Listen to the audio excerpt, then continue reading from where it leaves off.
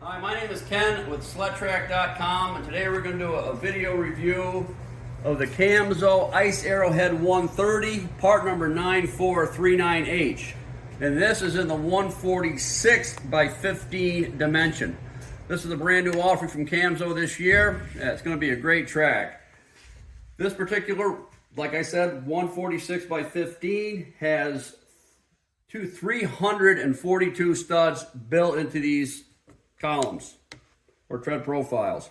It's fully clipped. It's 2.86 pitch.